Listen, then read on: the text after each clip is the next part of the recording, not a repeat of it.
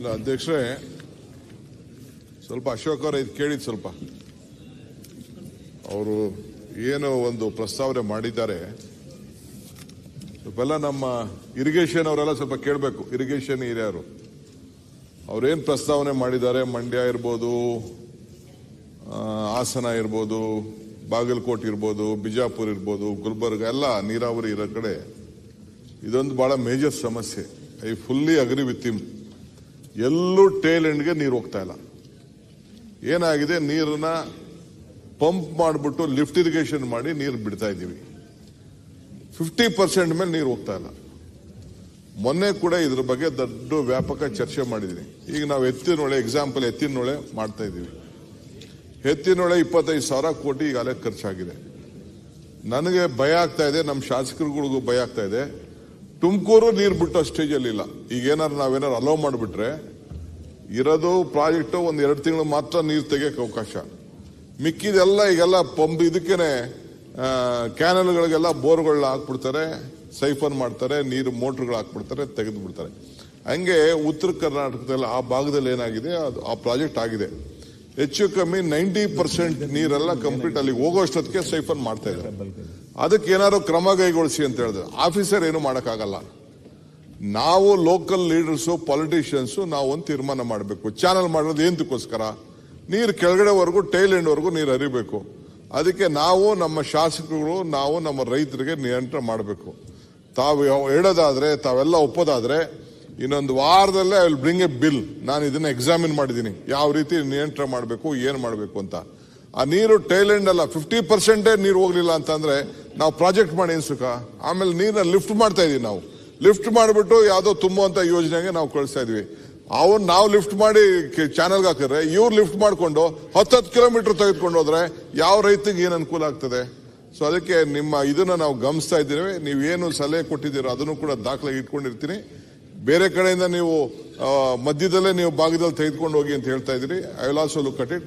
But ಒಂದು ನಾನು ಎಲ್ಲರಿಗೂ ರಿಕ್ವೆಸ್ಟ್ ಮಾಡ್ಕೊಳ್ಳೋದು, ನೆಕ್ಸ್ಟ್ ಒಂದು ಬಿಲ್ ತರ್ತೀನಿ ಇನ್ನೊಂದು ಈ ವಾರದಲ್ಲೇ ನಾನು ಒಂದು ಬಿಲ್ ರೆಡಿ ಮಾಡಿದ್ದೀನಿ. ಆ ಬಿಲ್ ತರ್ತೀನಿ, ವ್ಯಾಪಕವಾಗಿ ಚರ್ಚೆ ಮಾಡಿ ಅದಕ್ಕೊಂದು ಪರಿಹಾರವನ್ನು ಖಂಡಿತ ಕರೆಯೋಣ. ನೀವೆಲ್ಲ ನೀವು ಸಹಕಾರ ಕೊಟ್ರೆ ಆ ಬಿಲ್ ಎನ್ಫೋರ್ಸ್ಮೆಂಟ್ ಮಾಡೋಣ.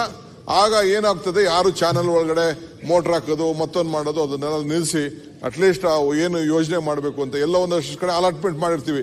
ಒಂದ್ ಕಡೆ ಅರ್ಧ TMC, ಒಂದು ತಾಲೂಕಿಗೆ 3/4 TMC, ಕೊನೆ ಟೈಲೆಂಡ್ ಹೋಗೋದೇ ಇಲ್ಲ. ಇಲ್ಲಿ KRSL ಮಳವಳ್ಳಿಗೆ ಹೋಗೋದೇ ಇಲ್ಲ ನೀರು.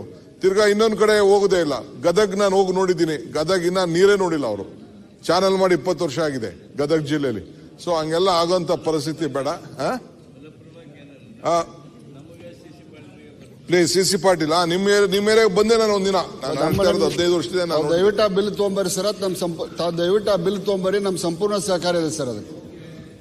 ಯಾಕೆಂದ್ರೆ ರಕ್ಷಣೆ ಮಾಡ್ಲಿಲ್ಲ ಅಂದ್ರೆ ಇಟ್ ಇಸ್ ಇಂಪಾಸಿಬಲ್. ಯಾವ ಪ್ರಾಜೆಕ್ಟ್ ಮಾಡೋದು ಸಾಧ್ಯ ಇಲ್ಲ, ಬರ್ಲಿಕ್ಕೆ ಸಾಧ್ಯ ಇಲ್ಲ. ಸನ್ಮಾನ್ಯ ಅಧ್ಯಕ್ಷರೇ, ಸಚಿವರು ಈ ಟೈಲೆಂಡಿಗೆ ನೀರು ಹೋಗ್ಬೇಕು ಅಂತ ಇಲ್ಲೇ ಹೇಳ್ತಾರೆ.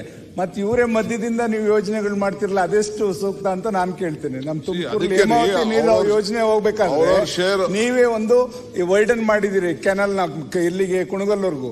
ಮತ್ತೀಗ ಗುಬ್ಬಿ ಹತ್ರದಿಂದ ಮತ್ತೆ ಎಕ್ಸ್ಪ್ರೆಸ್ ಹೈವೇ ತಗೊಂಡು ಹೋಗಕ್ಕೆ ನೀವೇ ಯೋಜನೆ ಮಾಡ್ತೀರಿ, ಅದೆಷ್ಟು ಸೂಕ್ತ? ದಯಮಾಡಿ ಅದನ್ನ ದಯಮಾಡಿ ಮಾಡಬೇಡಿ. ಟೈಲೆಂಡ್ ಕುಣಗಲ್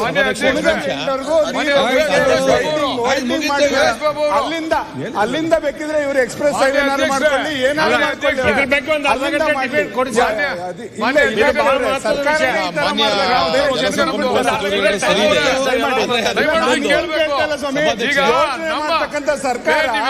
ನಮ್ದು ಕುಣಗಲ್ವರೆಗೂ ಟೈಲೆಂಡ್ ಇದೆ.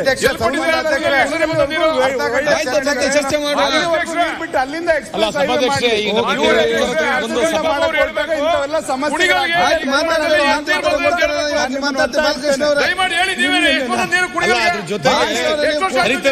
ನಾಲೆಯಲ್ಲಿ 50% ಬರೀ ಸೀಪೇಜ್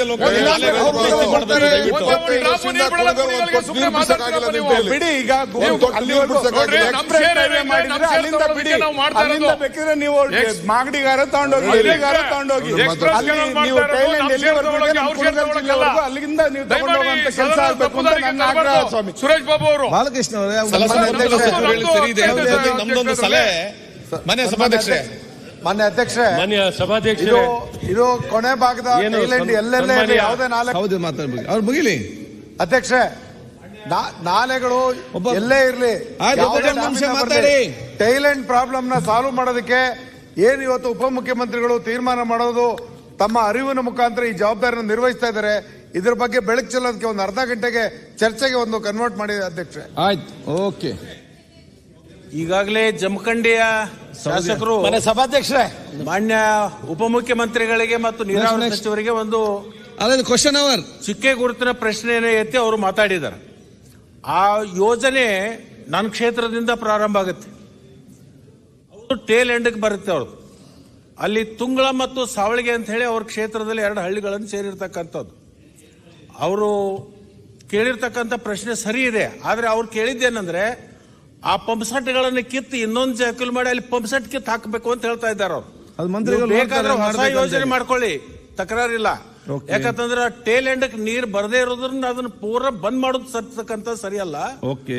ಮುಂದಿನ ತೀರ್ಮಾನದಲ್ಲಿ ಅವ್ರ ಬಿಲ್ ತಗೊಂಬಂದ್ರೆ ಅವಾಗ ಬೇಕಾದ್ರೆ ಸವಿಸ್ತಾರವಾಗಿ ನಾಗೇಂದ್ರ ಅವರೇ, ನೀವು ಯಾಕೆ ಮಾತಾಡ್ತೀರಿ ಇಲ್ಲಿ? ಅಲ್ಲಿ ಪ್ರಶ್ನೆ ಕೇಳಿದ್ರೆ ಅಲ್ಲಿದ್ದಾರೆ ಮಂತ್ರಿಗಳು, ಇಲ್ಲಿದ್ದಾರೆ. ಅದಕ್ಕೆ ನೀವು ಮಧ್ಯದೇನಿದು? ವಿಚಾರ ನಿಮ್ಮ ನೆಕ್ಸ್ಟ್ ಕ್ವಶನ್ ಇದೆ. ಎಸ್ ಡಿ ತಮ್ಮಯ್ಯ, ಯಾಕೆ ಲೇಟ್ ಯಾಕೆ ಬರ್ತೀರಿ ನೀವು? ಮಾನ್ಯ ಅಧ್ಯಕ್ಷರೇ,